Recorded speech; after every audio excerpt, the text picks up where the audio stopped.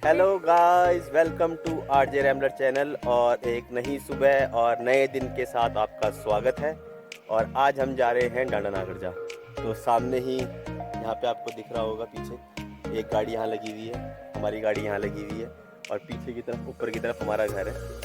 ठीक है, तो हम अपने गाँव पहुँच चुके हैं आज। और आज का जो हमारा डे है वो है डांडा नागरजा का। तो बेसिकली डांडा नागरजा नाग देवता का मंदिर है और दो रास्ते निकलते हैं हमारे यहाँ से। एक निकलता है पौड़ी से और एक निकलता है मरोड़ा पहलगांव गाँव से। तो अभी हम जाएंगे पौड़ी के रास्ते, क्योंकि गाड़ी में हो चुका है पेट्रोल ख़त्म, क्योंकि कल हमने टैंक फुल करवाया था और गाँव आते आते पेट्रोल हो गया ख़त्म। तो चलिए पहले थोड़ा मैं आपको गाँव दिखाता हूँ अपना, कि मेरे गाँव में जो मकान है कैसा है और आसपास का लोकेशन दिखाता हूँ। उसके बाद हम आपको ले चलते हैं डांडा नागरजा। चलिए, ये हमारा घर है सामने और ये दादी का घर है हमारी। 2-3 मकान यहाँ पर है और हमारे मकान के सामने जो ये मकान है, ये मकान भी मेरी दादी का है। ठीक है, कज़न दादी है मेरी। और ये रोड है जहाँ पे गाड़ियाँ खड़ी होती हैं। वैसे पहाड़ों में इतनी आसानी से, इतनी नज़दीक पार्किंग होती नहीं है घर की, बट हमारे गांव में रोड आ चुकी है। तो ये पक्की रोड नहीं है, बट गाड़ियाँ यहाँ पे जाती हैं। तो ये रोड है पूरी की पूरी। तो चलिए करते हैं आज का सफ़र शुरू।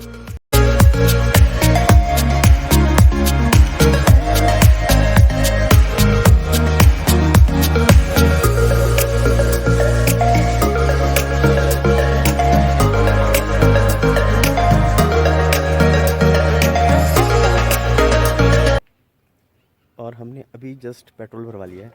पीछे है पेट्रोल पंप, ये देखिए। और जो ये पेट्रोल पंप है ये पौड़ी और घुड़दड़ी है मेन स्टेशन, उन दोनों के बीच में है। पौड़ी का जो पेट्रोल पंप है वहाँ पे बहुत ज़्यादा भीड़ होती है और इसके सामने का व्यू पूरी की पूरी हिमालय रेंज दिख रही है।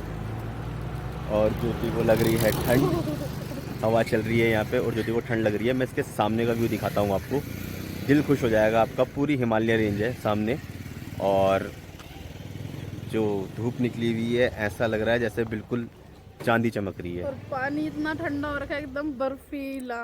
और पहाड़ों का ऐसा लग रहा है कि चांदी की परतें लगा रखी हैं। आइए मैं दिखाता हूँ मैं आपको।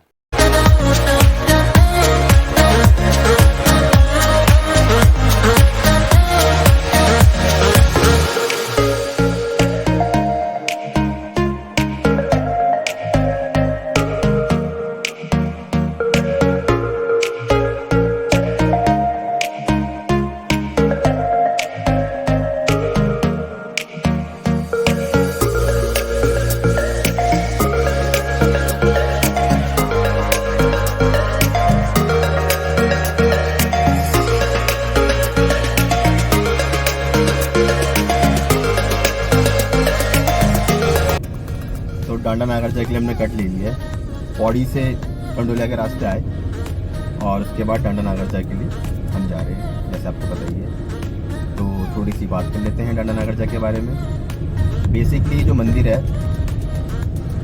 आपने श्री कृष्ण जी के कई नाम सुने होंगे। ठीक है, कन्हैया, राधे का, श्याम, ठीक है, कई रूप सुने होंगे। वैसे ही डांडा नागरजा जो है बेसिकली कृष्ण का रूप है।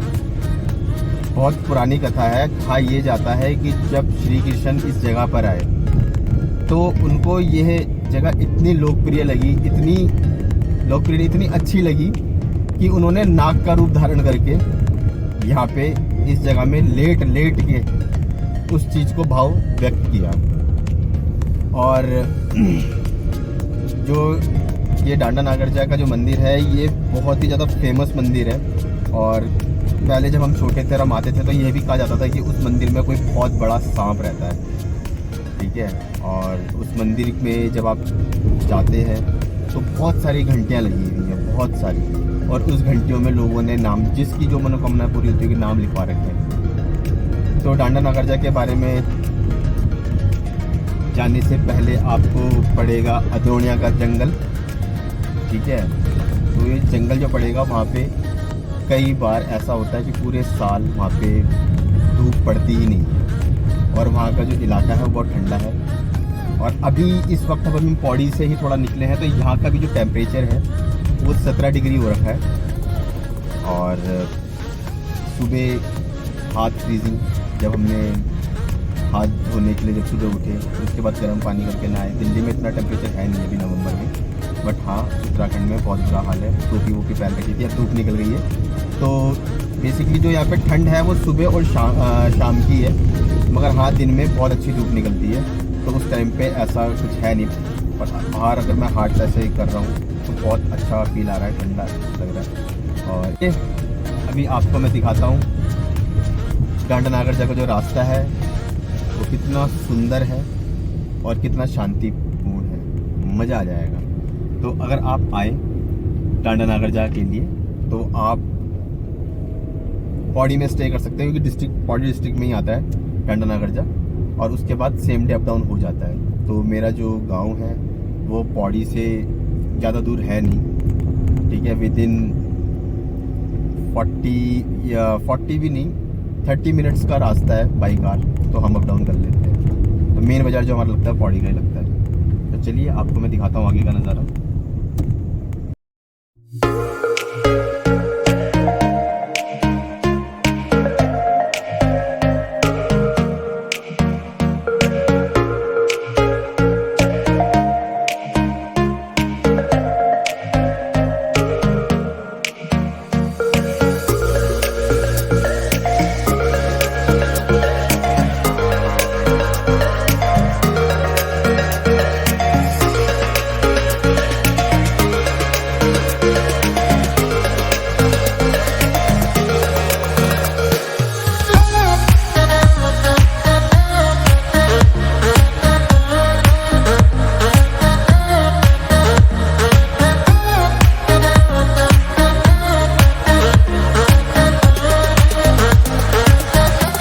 पहुंच चुके हैं डांडा-नागरजा। तो हो जाइए आप तैयार दर्शन करने के लिए। ये मेरे पीछे है पार्किंग, यहाँ पे कुछ शॉप्स हैं जहाँ पे आप प्रसाद ले सकते हैं। और बेसिकली यहाँ पे जो प्रसाद में चढ़ता है वो गुड़ की भेली चढ़ती है। तो चलिए अब आपको करवाते हैं दर्शन।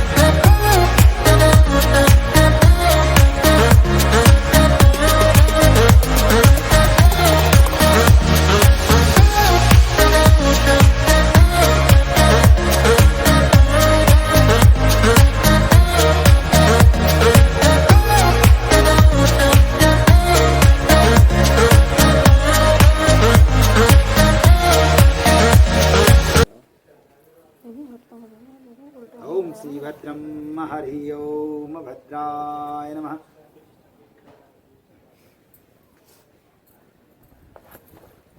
श्रीभद्रं महानारायणाय नर्षको अवतार भूमभद्रं हरि ओम। श्रीश्वदेशलक्ष्मीः शपत्न्यां भवरात्रपारश्वेः नक्षत्राणि रूपमश्नोः व्याप्तं विघंटितबिलिजावः परिक्रमकार 4 बार ओम।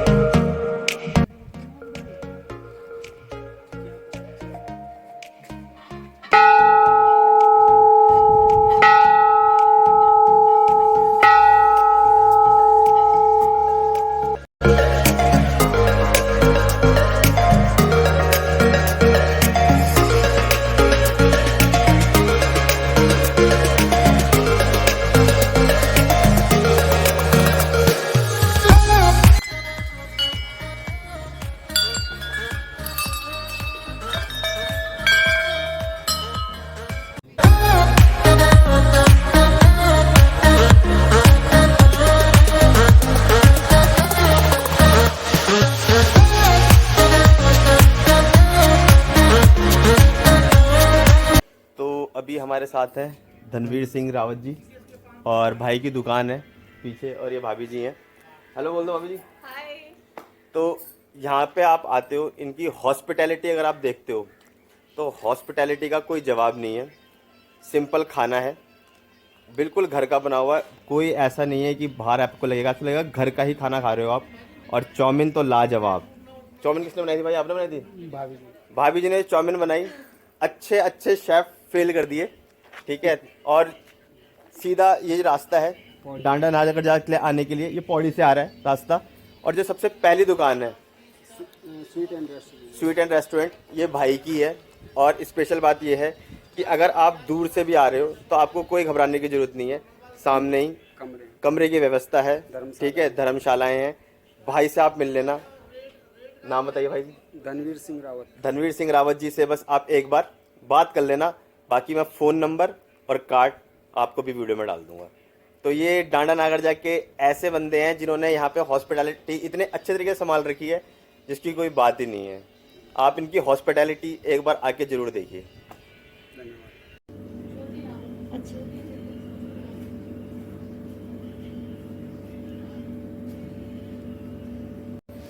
ये जो रेस्टोरेंट है ये है धनवीर भाई का, देखिए।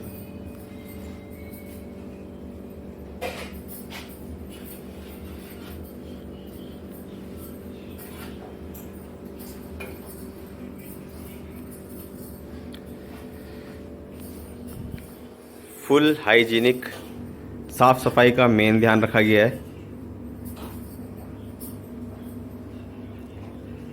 बाकी खास बात यह है कि उत्तराखंड में जिसे चूना कहते हैं, कोदू का आटा कहते हैं, उसके बिस्किट अगर आपको लेने हैं तो उनके बिस्किट आपको मिल जाएंगे यहाँ पे इजीली। बाकी देखिए कोल्ड ड्रिंक्स हैं। बाकी खाने में क्या क्या मिल जाता है आपके यहाँ? खाने में आलू के पराठे, चाउमीन, मैगी, दाल चावल, रोटी सब्जी। ठीक है, हमने जो ऑर्डर किया था हमने चाउमीन और दाल चावल करे थे। बेसिकली दाल चावल का टेस्ट बड़ा अच्छा था। और बिल्कुल देखिए इनका किचन है, ये अलाइनमेंट कर रखी है प्रॉपर तरीके से बर्तनों की।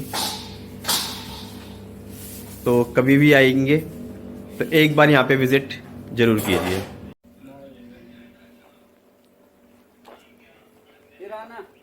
ठीक है, ओके बाय।